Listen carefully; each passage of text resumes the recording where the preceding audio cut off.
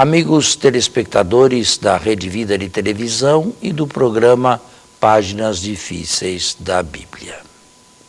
Nós estamos começando o mês de agosto e eu quero encerrar logo os milagres de Jesus a respeito de Jesus para tratarmos de outro assunto bíblico. Nós falamos a respeito de milagres da natureza. Né?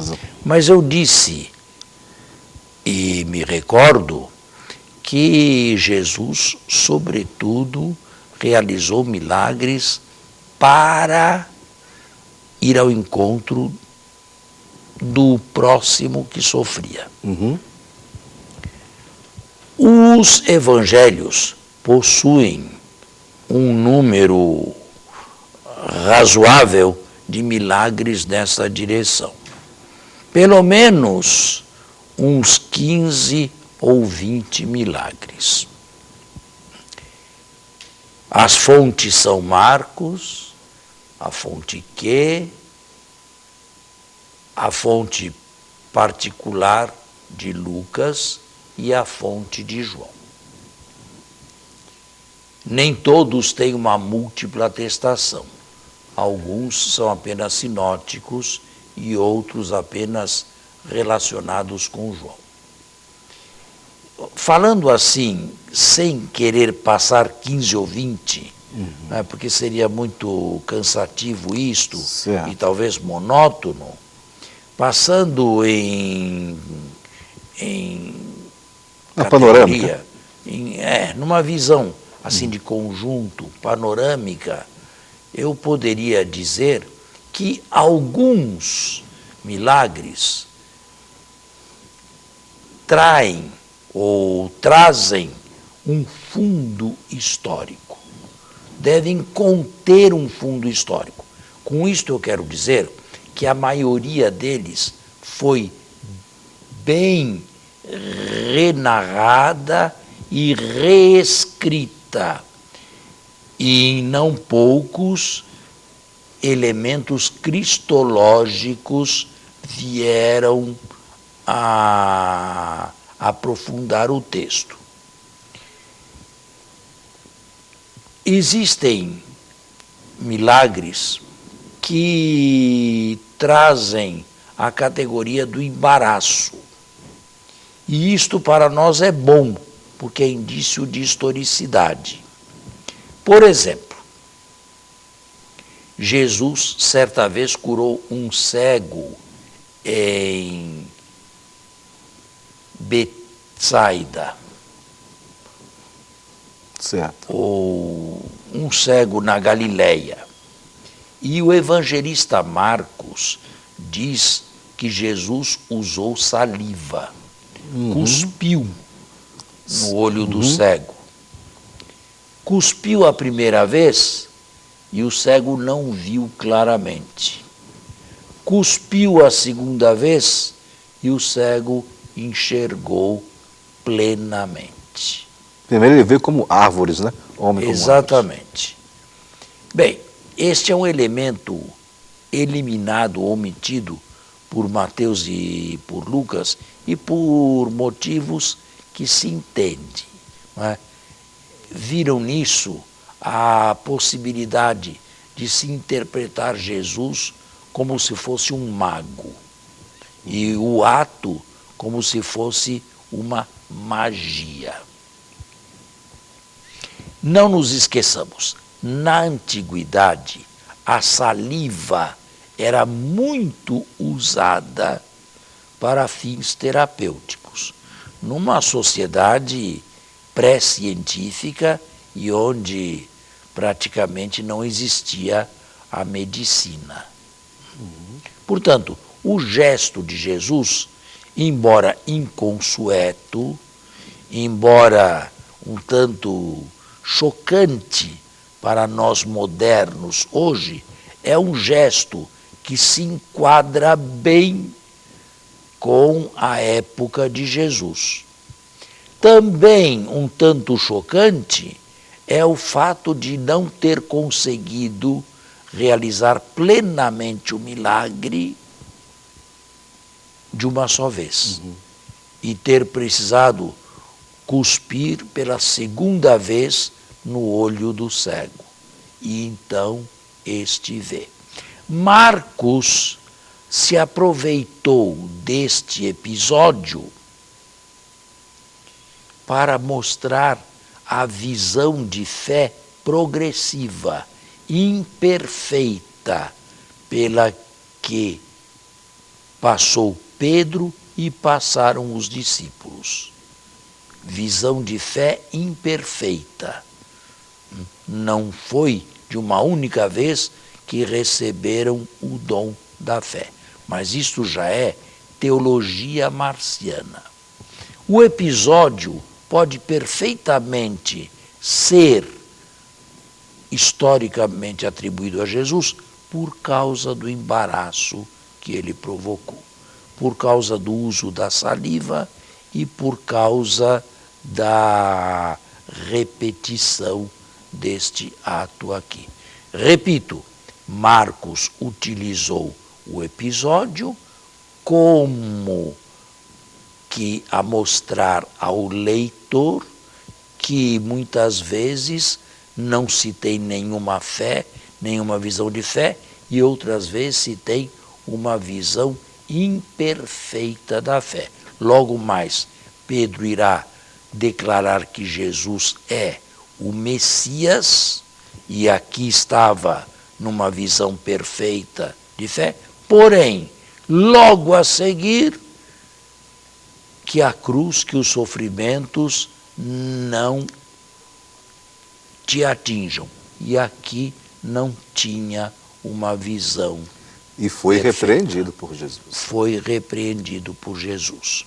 Aqui está um sinal que, exatamente na sua estranheza, deve conter elementos históricos, porque o cristianismo pós-pascal não inventaria este tipo de coisa. Entendi. A mesma situação quando Jesus põe saliva nos ouvidos de um surdo, que também falava com dificuldade. A mesma coisa, eu digo, por detrás do texto renarrado, multiplicado na sua transposição, ou melhor, na sua transmissão oral e depois escrita, devido ao fato da saliva. Um terceiro episódio, que não tem nada a ver com surdez ou cegueira, é o fato de um paralítico ser conduzido por 4 homens numa cama. E Marcos também. E é Marcos que o traz. A fazer o leito com o paralítico descer até onde estava Jesus por causa da multidão que ali se comprimia. O gesto dos 4 é pitoresco. É alguma coisa que não acontece normalmente e só é narrado uma vez. Por causa desse gesto pitoresco, nós podemos aceitar que alguma coisa neste gênero deve ter acontecido quando Jesus estava em alguma casa da Galileia ou em Cafarnaum. Agora, nós temos episódios de um leproso que vai até ele e pede: se queres, podes curar-me. Quero.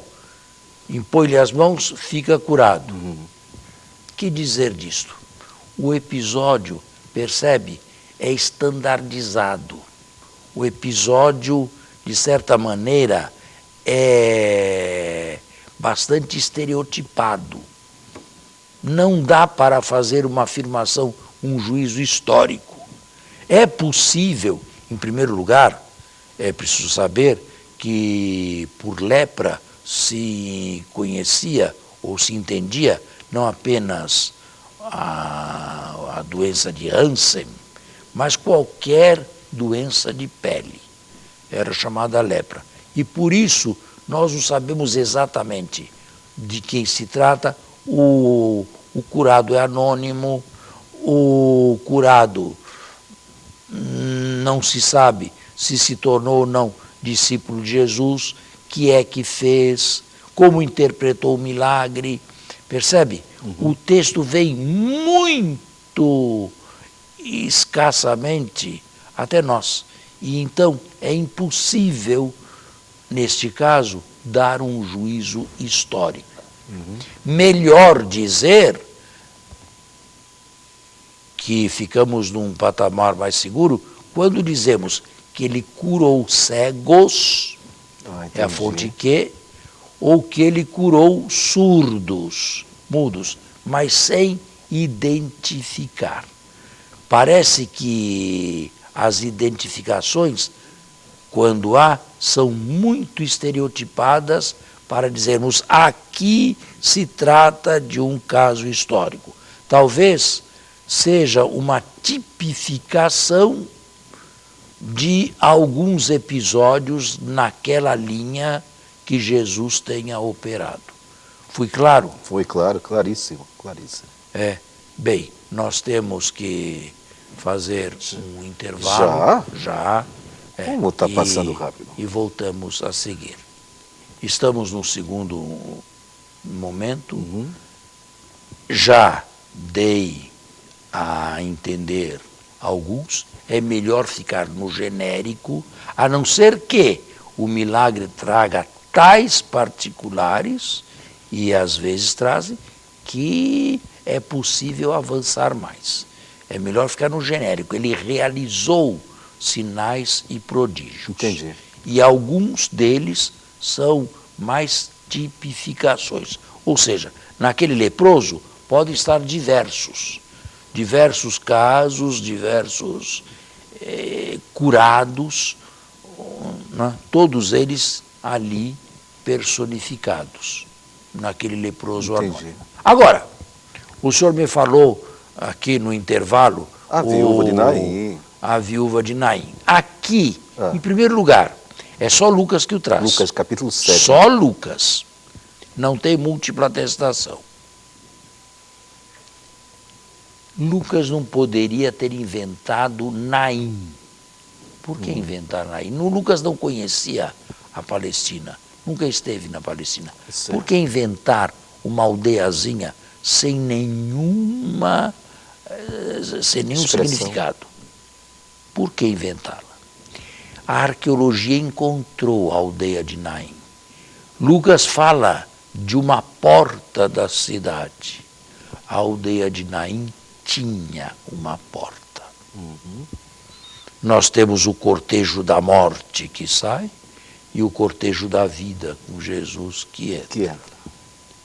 Por causa destas duas especificações, Naim, Lucas não inventaria isto assim, se não tivesse recebido nada. E por causa das portas da cidade, que realmente foram encontradas na arqueologia, e não eram todas as aldeias que tinham portas ou muralhas, eu aceito que alguma coisa tenha acontecido. Querer reconstruir o fato na sua inteireza, como se deu realmente a partir de 7, 8 linhas de Lucas, é muito difícil, se não impossível. Mas acredito que alguma coisa nesse gênero de ressuscitamento de um morto possa ter ocorrido e possa ter sido essa história transmitida da forma como aconteceu, sem modificar ou sem agravante algum durante a história da transmissão.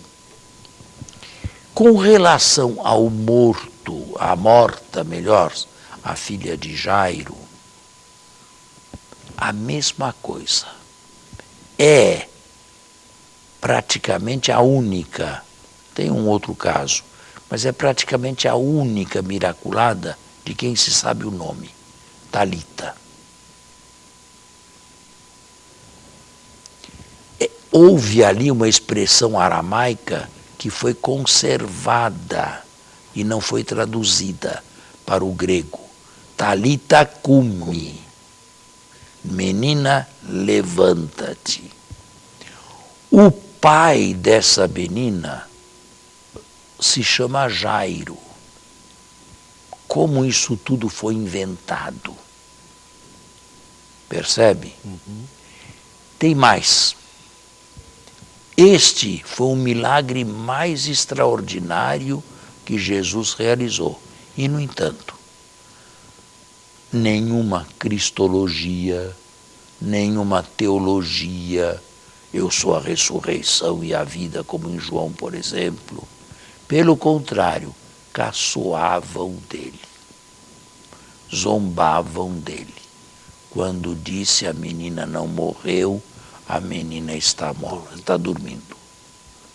Bem, por causa disto, eu também acredito que alguma coisa tenha acontecido e que esse fato tenha sido narrado assim, como acabo de explicar, desde o começo.